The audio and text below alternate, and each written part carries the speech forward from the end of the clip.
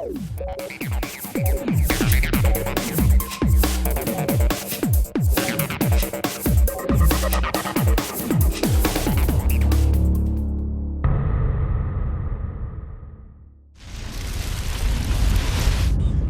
was the only clear thought in my head. The only one I could call mine. Radical Entertainment са известни с опитите си да правят супергероични open world игри. Студиото реализира 2 заглавия за Хълк, но те трудно могат да се нарекат успешни. По всичко си личеше, че Прототайп ще има различна съдба. Още от обявяването й я следихме с интерес и тайничко се надявахме този път да не останем разочаровани. И знаете ли, приказките за слънцето, кучето и задните му части понякога звучат напълно уместно. I'm not interested in excuses. Get it done.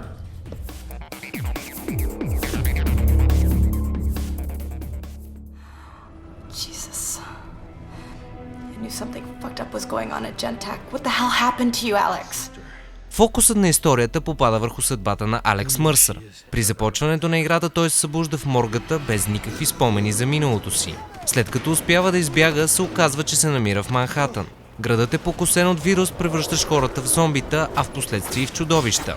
Възкръсналият герой установява, че притежава богат набор от свръхестествени умения, еволюиращи с времето.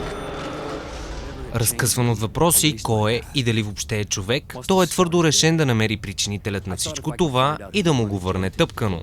Междувременно районът е изолиран от властите, които изпращат специалните подразделения Blackwatch, за да се справят с спираловидно разрастващата се зараза.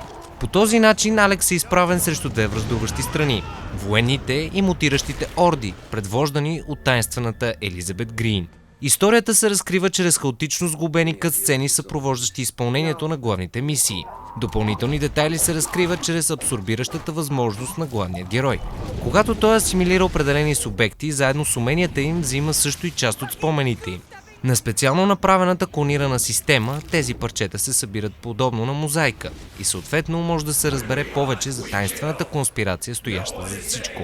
Сюжетът е достатъчно добър, за да привлече вниманието на играещия, но основното достоинство в заглавието е геймплея. Yeah, I've heard that before.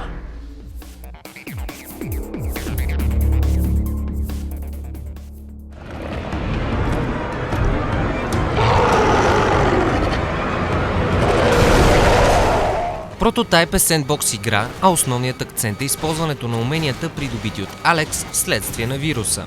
В началото се стартира с пълния набор скилове, като по този начин се дава възможност на играча да усвои управлението и да предвкуси за момент какво го очаква.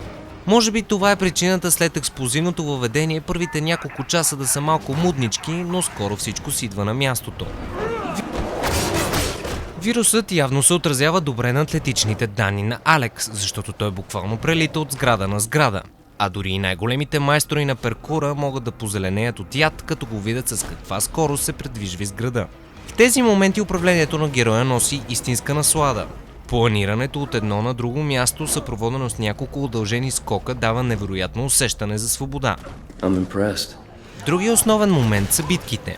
Алекс притежава широк набор от смъртоносни умения, с чиято помощ се саморазправя с противниците. Разбира се, могат да се използват и няколко вида оръжия, но най-мощното средство за убиване са способностите на героя, така че няма никаква необходимост от тях. Това не означава, че схватките са елементарни. Колкото и да е могъщ, Алекс не са много случаите, в които може да се почувства в абсолютна безопасност. Враговете са многочислени и напористи и изключително точни при стрелба. Нерядко се случва в един момент скаличката на здравето да е на макс, а само след няколко мига екрана да пречернее и да изгрее този неприятен надпис.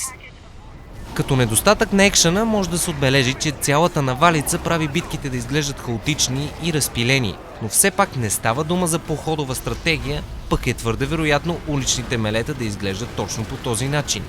Сред изобилието от трудни моменти, може би най-много ни допадна, че има впечатляващо много варианти за излизане от всяка ситуация. Могат да се превземат танкове или хеликоптери, да се заблучат противниците на шипове, да се разсича тълпата с огромно острие, да се изрине околността в бурята на ултимативното умение, девастатор или просто да се избяга. Тук няма ограничения, няма кой да осъди дали сте добър или лош, най-важното е да се оцелее. В този ред на мисли, играта е доста брутална и за разлика от стерилния Infamous, предлага тонове кървища и карантии. Друга силна страна на заглавието е, че непрекъснато предлага нещо ново.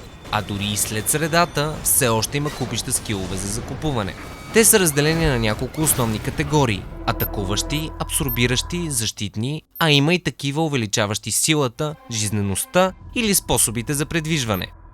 В някои от мисиите се налага Алекс да демонстрира и своите стелт възможности. В такива случаи основно се използва маскировъчното умение, а вариантите също са доволно богати. Управлението с малки изключения е доста приятно. Менажирането на широката гама от способности изисква малко време, но е напълно разбираемо. По-големи проблеми създава камерата. Не винаги застава на подходящото място и не винаги се движи по подходящия начин. Лок системата е особено полезна при битките с босове, но променената функция на десния аналог може лесно да доведе до объркване. Задачите са отбелязани със съответните иконки и се делят на главни и допълнителни. Последните обикновено са състезания за време, при което трябва да се извърши някаква дейност. Резултатите се оценяват с медали, а и се получават сочни количества експириенс. Като слабост можем да отбележим, че до едно представляват някакъв изолиран елемент от играта и по същество не предлагат нищо ново и интригуващо. На картата с червено и синьо са маркирани различни зони, в центъра на които има някаква сграда. При разрушаването й влиянието на дадената фракция изчезва и по този начин може да се контролира разпространението на вируса или окупацията на военните. Още много може да се каже за прототайп и колкото и да се говори, пак ще е малко. Спираме до тук, като само отбележим за статистиката, че няма стандартен мултиплеер. Честно казано, повече ни липсваше възможността за кооператив и се надяваме такъв да бъде включен в евентуално продължение. You think you've won, Mercer? You don't even know what fucking game you're playing.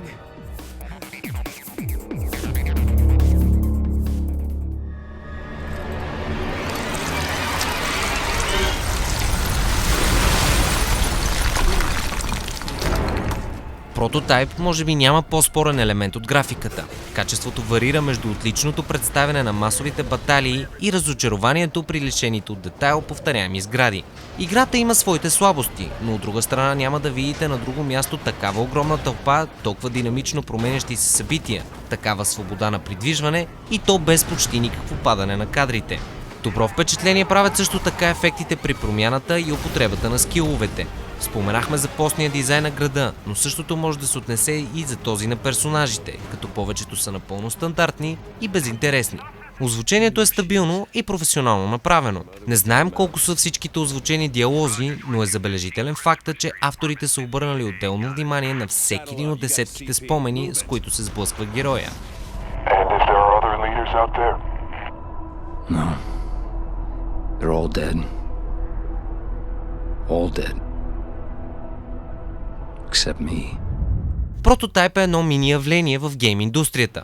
Тя е способна да предостави на играещи усещане за нов тип геймплей, сглобявайки го от познати и изтъркани от употреба части. Това не е революция в нито едно отношение, но огромен скок в жанра на супергероичните Open World заглавия. Излишно е да я препоръчваме, защото сме сигурни, че ще я намерите и изиграете.